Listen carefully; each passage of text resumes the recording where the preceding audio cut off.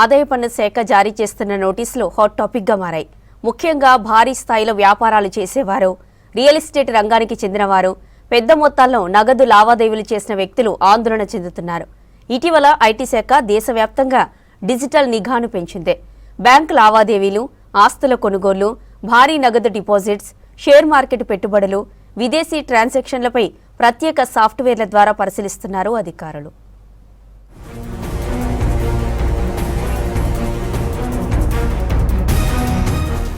ఆదాయానికి మించి ఖర్చులు, అనుమానాస్పద లావాదేవీలు కనిపిస్తే వెంటనే సెక్షన్ 131 క్లాజ్ 1A కింద నోటీసులు జారీ చేస్తున్నారు ఐటీ అధికారులు.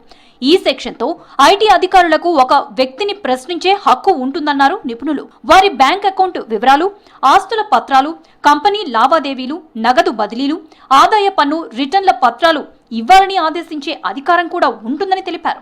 అవసరమైతే వ్యక్తిగతంగా హాజరు కావాలని కూడా ఆదేశించవచ్చంటున్నారు ఐటీ ఎక్స్పర్ట్స్. ఇప్పుడు 131(1)A ఒక స్పెషల్ సెక్షన్. ఈ సెక్షన్ లో income tax authorities, investigation authorities కి స్పెషల్ పవర్స్ ఇవ్వడం జరిగింది. ఈ స్పెషల్ పవర్స్ ఏంటంటే, ఈ కోర్టుకి అయితే ఏదైతే పవర్స్ ఉంటాయో, ఏ పవర్స్ ఉంటాయి, ఎవరికైనా సమ్మన్స్ ఇచ్చి వాళ్ళ ఆఫీస్కి పిలవడము, వాళ్ళ అటెండెన్స్ తీసుకురావడము, వాళ్ళ దగ్గర నుంచి ఇన్ఫర్మేషన్ కాల్ ఫర్ చేయడము, కొన్ని పవర్స్ ఉన్నాయి కోర్టుకి.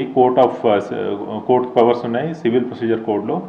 సేమ్ పవర్స్ ఈ సెక్షన్లో ఇన్కమ్ ట్యాక్స్ అథారిటీస్, ఇన్వెస్టిగేషన్ అథారిటీస్కి ఇవ్వడం జరిగింది. సో ఈ పవర్స్ ఇవ్వడం వల్ల ఇన్కమ్ ట్యాక్స్ అథారిటీస్ ఎక్కడైతే అవసరం ఉన్నదో, ఎక్కడైతే కన్సీల్మెంట్ ఆఫ్ ఇన్కమ్ ఉన్నదో అక్కడ ఈ నోటీసులు ఇవ్వడం జరుగుతున్నది.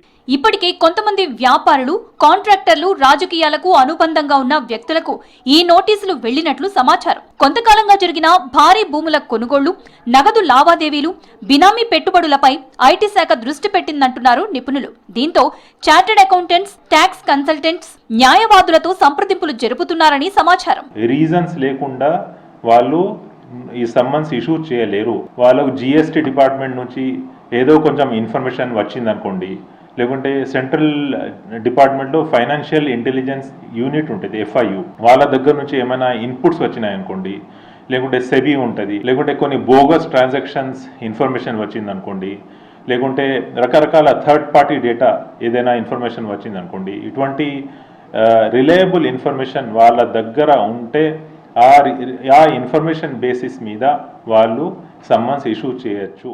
తమకు కూడా నోటీసులు వస్తాయేమో అనే ఆందోళన చెందుతున్నారు బడా వ్యాపారులు. ముఖ్యంగా ఐటీ రిటర్న్స్ లో చూపిన ఆదాయం కంటే ఎక్కువ స్థాయిలో ఖర్చులు చేసిన వారు, పెద్ద మొత్తాల్లో నగదు లావాదేవీలపై దృష్టి సారించింది ఐటీ శాఖ.